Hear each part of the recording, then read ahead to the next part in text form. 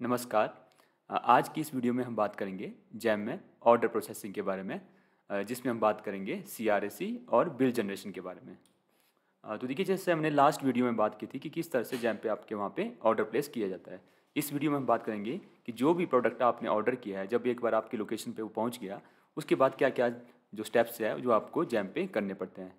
तो इसमें ये रहता है कि पोस्ट डिलीवरी आपको क्या होता है, जो भी कंसाइन या साइंड होता है उस ऑर्डर के लिए, उसको क्या करना पड़ता है, यहाँ पे डिलीवरी को एक्नॉलेज करना पड़ता है, और जो भी कंसाइनमेंट रहती है आपकी उसको एक्सेप्ट करना पड़ता है। और एक यहाँ पे CRAC आपका डॉक्यूमेंट होता है जिसको कंसाइनी ने जनरेट करना होता है। CRAC क्या होता है आपका? CRAC होता है हमारा consignee receipt and acceptance certificate. ठीक है, तो इस सर्टिफिकेट को वहाँ पे कंसाइनी को जनरेट करना होता है। ठीक है, तो देखिए, जब आप जैम पोर्टल पे कंसाइनी की आईडी से लॉगिन करेंगे, या देखो जैसे जो छोटी ऑर्गेनाइजेशन होती है उसमें बायर और कंसाइनी सेम पर्सन रहता है। जैसे अगर हम ग्राम पंचायत के केस में बात करें तो वहाँ पे बायर और कंसाइनी कौन होगा? आपका दोनों पंचायत सचिव ही रहेंगे। ठीक है, तो जो भी आपको आईडी होगी पंचायत सचिव की, जिसमें बायर का रोल भी उनको असाइन होगा और कंसाइनी का भी होगा। ठीक है, तो उस आईडी से जब वो लॉगिन करेंगे तो यहाँ पे देखो टॉप पे जाएंगे। सबसे पहले हम डैशबोर्ड में लॉगिन करने के बाद जैसे ही आप डैशबोर्ड में क्लिक करेंगे, यहाँ पे आपको जो फर्स्ट ऑप्शन देखने को मिलेगी नीचे प्रोडक्ट ऑर्डर्स की। ठीक है, जैसे आप प्रोडक्ट ऑर्डर्स पे क्लिक करेंगे, यहाँ पे ऑप्शन आएगी आपको ऑल कॉन्ट्रैक्ट्स की। ठीक है, ऑल कॉन्ट्रैक्ट्स पे आप क्लिक करेंगे। जैसे ही आप ऑल कॉन्ट्रैक्ट्स पे क्लिक करेंगे तो देखिए, आज तक जितने भी ऑर्डर आपने जैम पे प्लेस किए होंगे वो सारे आपको इस डिस्प्ले पे देखने को मिल जाएंगे। ठीक है, इस तरह से क्या होगा, जो भी ऑर्डर होगा उसका एक कॉन्टैक्ट नंबर जो जैम ऑटोमेटिकली जनरेट करता है, वो यहाँ पे टॉप पे देखने को मिल जाएगा आपको। ठीक है, और नीचे ऑर्डर की डिटेल। ठीक है, और ऑर्डर के यहाँ बॉटम में ऑप्शन मिलेगी प्रोसेस ऑर्डर की। ठीक है, तो जिस भी ऑर्डर को आपने प्रोसेस करना है, मतलब जिस भी ऑर्डर का आपने CRAC जनरेट करना है और बिल यहाँ पे जनरेट करना है, उसके नीचे देखो आपको ऑप्शन मिलेगी इस तरह से प्रोसेस ऑर्डर की। ठीक है, प्रोसेस ऑर्डर पे हम क्लिक करेंगे। जैसे ही आप प्रोसेस ऑर्डर में क्लिक करेंगे, हाँ, कुछ इस तरह से आपको नेक्स्ट जो है डिस्प्ले देखने को मिलेगी। यहाँ पे क्या करेंगे आप, सबसे पहले इनवॉइस के ऑप्शन आपको देखने को मिलेगी। यहाँ पे इनवॉइस पे क्लिक करके आप क्या करेंगे, इनवॉइस को पहले डाउनलोड कर लें। ठीक है, जो भी बिल वहाँ पे जो सेलर ने वहाँ पे इनवॉइस अपलोड की होगी जैम पे आपके जो ऑर्डर की, वो यहाँ से आप इसको डाउनलोड कर सकते हैं। ठीक है, इसको डाउनलोड करने के बाद देखो यहाँ ऑप्शन मिल रही है आपको प्रोसेस की। ठीक है, प्रोसेस पे आप क्लिक करें। जैसे ही आप प्रोसेस पे क्लिक करेंगे, नेक्स्ट पेज में देखो इस तरह से कुछ एक चीज़ें पूछेगा जैम आपसे। सबसे पहले क्या पूछेगा आपसे? Received quantity. ठीक है, कि मान लो सपोज आपने कोई प्रोडक्ट ऑर्डर किया है और उसकी मान लो 5 क्वांटिटी ऑर्डर की थी या 10 की थी, तो आपने यहाँ पे मेंशन करना होता है कि कितनी क्वांटिटी आपको रिसीव हुई। ठीक है, तो यहाँ पे क्या डाल देंगे? जितनी क्वांटिटी आपको रिसीव हुई। ठीक है, नेक्स्ट पूछेगा फिर आपसे डिलीवर डेट। ठीक है, तो यहाँ पे आप डिलीवर डेट डालें जिस दिन आपको वहाँ पे सामान वहाँ पे आपके डिलीवर हुआ। और नेक्स्ट पूछेगा आपसे गुड्स रिसिप्ट वॉचर नंबर और गुड्स रिसिप्ट वॉचर डेट। ठीक है, कि जब आपने उसको अपने डायरी रजिस्टर में वहाँ पे एंटर किया, उसका नंबर और डेट आप यहाँ पे डालेंगे। और ये सारी चीज़ें डालने के बाद नीचे आप सबमिट पे क्लिक करेंगे। ठीक है, जैसे आप सबमिट पे क्लिक करेंगे, ये आपका क्या होगा, एक तरह से PRC जनरेट हो जाएगा। यहाँ पे डॉक्यूमेंट PRC क्या होता है? हमारा प्रोविजनल रिसिप्ट सर्टिफिकेट। ठीक है, तो ये करना होता है आपने 2 दिन के अंदर। जैसे ही प्रोडक्ट आपके पास वहाँ पे पहुँचा, 2 दिन के अंदर अंदर आपने क्या करना होता है? पहले PRC जनरेट करना होता है। ठीक है, प्रोविजनल रिसिप्ट सर्टिफिकेट। ठीक है, जैसे आप सबमिट पे क्लिक करेंगे, आपका PRC जनरेट हो जाएगा। और उसके बाद क्या आएगा? यहाँ सेव एंड कंटिन्यू आएगा। जैसे आप सेव एंड कंटिन्यू पे क्लिक करेंगे, आपका PRC जनरेट हो गया। ठीक है, नेक्स्ट रहता है फिर हमारा CRAC। ठीक है, CRAC में क्या रहता है? सबसे पहले पूछेगा जब मैं आपसे यहाँ पे क्वांटिटी एक्सेप्टेड। ठीक है, कि जो आपको आइटम रिसीव हुई। ठीक है, एग्जांपल इन केस में यहाँ पे ले रहे हैं, जैसे हमें यहाँ पे 10 क्वांटिटी मान लो रिसीव हुई। ठीक है, तो उन 10 में से कितनी ठीक निकली और कितनी वहाँ पे डिफेक्टेड या डैमेज्ड है। ठीक है, मान लो 10 की 10 ठीक है, तब आप यहाँ पे डाल देंगे 10। या मान लो सपोज 10 में से 8 ठीक निकली और 2 वहाँ पे आपकी खराब निकली, तो क्या करेंगे आप? 8 डाल देंगे एक्सेप्टेड में और 2 डाल देंगे फिर रिजेक्टेड में। ठीक है, ये कब डालेंगे? जब आप इंस्पेक्शन कर लेंगे अपने प्रोडक्ट की। ठीक है, तो इसके लिए आपको टाइम मिलता है 10 दिन का। ठीक है, जब आपने PRC एक बार जनरेट कर दिया, जिसके बारे में हमने यहाँ पे बात की पहले। ठीक है, PRC जनरेट करने के बाद CRAC के लिए आपको टाइम मिलता है 10 दिन का। PRC के लिए आपको टाइम मिलता है 2 डेज़ का और CRAC के लिए मिलता है आपको 10 डेज़ का। ठीक है, तो जो 10 डेज़ का टाइम मिल रहा है आपको CRAC के लिए, इस दौरान आपने क्या करना होता है? जो भी प्रोडक्ट आपको वहाँ पे रिसीव हुआ है उसकी आपने इंस्पेक्शन करनी होती है। ठीक है, इंस्पेक्शन आप खुद भी कर सकते हैं और किसी प्रोफेशनल से भी करा सकते हैं। ठीक है, तो इंस्पेक्शन करने के बाद क्या करेंगे आप? ये जो क्वांटिटी एक्सेप्टेड है यहाँ आप बताएंगे कि इंस्पेक्शन करने के बाद कितनी क्वांटिटी ठीक निकली वहाँ पे और कितनी वहाँ पे डैमेज्ड या डिफेक्टेड निकली, ठीक है। एग्जाम्पल के लिए सपोज 8 हमारी ठीक निकली और 2 वहाँ पे डैमेज निकली, तो यहाँ पे डाल देंगे क्वांटिटी एक्सेप्टेड में 8 और क्वांटिटी रिजेक्टेड में 2, ठीक है। और जो रिजेक्ट की उसका रीज़न भी डालेंगे हम कि क्या था रीज़न उनको रिजेक्ट करने का। तो जैसे सपोज यहाँ पे डैमेज निकली तो यहाँ पे डाल देंगे हम डैमेज्ड आइटम, ठीक है। और इंस्पेक्शन कि आपने सेल्फ खुद किया या किसी प्रोफेशनल से कराया, ठीक है।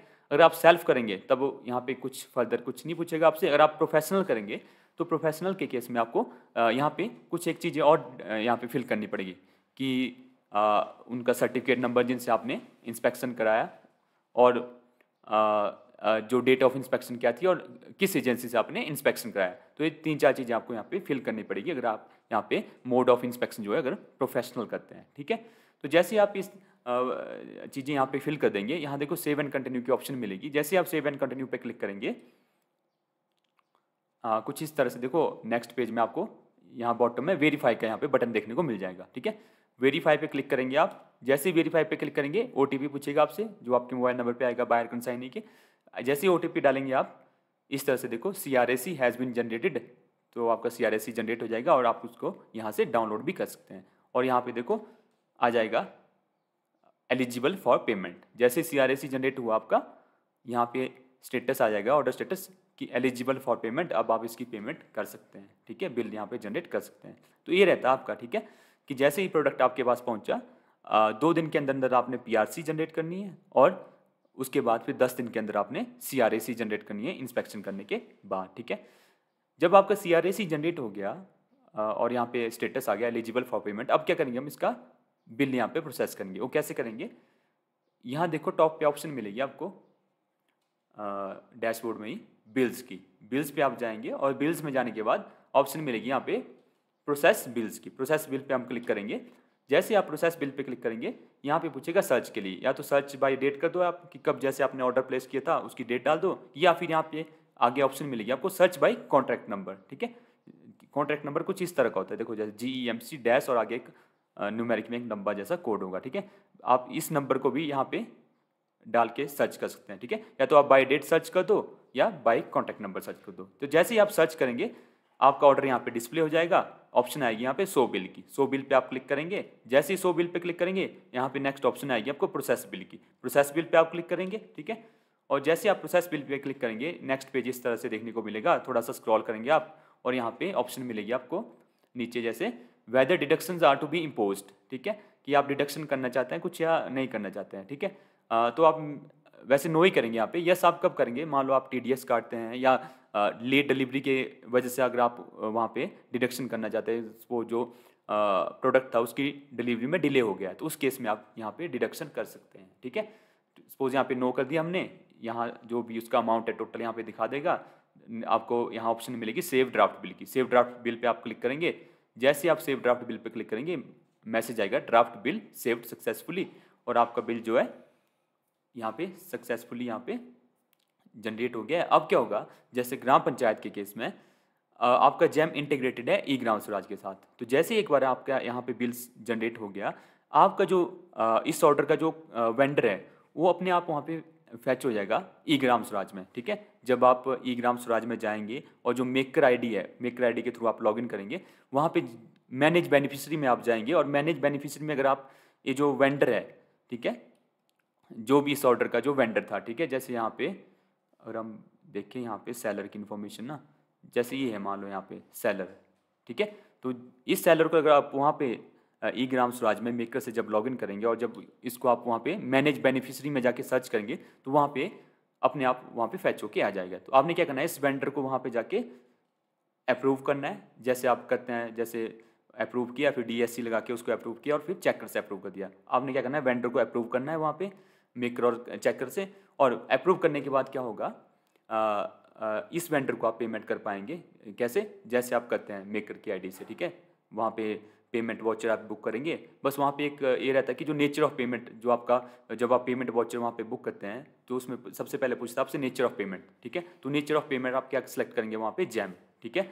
जैसे आप वहाँ जैम सेलेक्ट करेंगे, जितनी भी जैम से रिलेटेड वो ऑर्डर्स है आपको वहाँ पे जिनका बिल जनरेट हो जाएगा, ठीक है, वो आपको वहाँ पे डिस्प्ले हो जाएंगे और जिसकी भी पेमेंट आपने करनी है उसका पेमेंट वाउचर जैसे नॉर्मली वहाँ पे ई-ग्राम स्वराज में करते हैं बुक, वहाँ वैसा करेंगे। ठीक है, पहले मेकर से करेंगे, आपका डे बुक को आप क्लोज करेंगे, आपका एफटीओ जनरेट होगा, उसको आप साइन करेंगे, फिर चेकर से साइन करेंगे और जो पेमेंट है आपकी वो हो जाएगी। ठीक है, मतलब पेमेंट की प्रोसेस आपकी वही है जो ई-ग्राम स्वराज में जैसे आप करते हैं। ठीक है, पर जो इवेंट है कब जाएगा आपका ई-ग्राम स्वराज में, जब आप बिल जनरेट कर देंगे जैम पे। ठीक है, जैसे आप जैम पे बिल जनरेट कर देंगे, आपका वेंडर ऑटोमेटिकली ई-ग्राम स्वराज में वहाँ पे फैच हो जाएगा, आप उसको अप्रूव करेंगे, अप्रूव करने के बाद आप उसको पेमेंट कर पाएंगे। ठीक, तो ये था कि किस तरह से आपने यहाँ पे जब प्रोडक्ट आपके पास वहाँ पे आपकी लोकेशन पे पहुँच गया है, उसके बाद क्या क्या आपने स्टेप्स है जो जैम पे करने होते हैं, कि किस तरह से आपने पीआरसी जनरेट करनी है, सीआरएसी जनरेट करनी है और फिर उसके बाद बिल को जनरेट करना है। ठीक है, तो आज की इस वीडियो में इतना ही, धन्यवाद।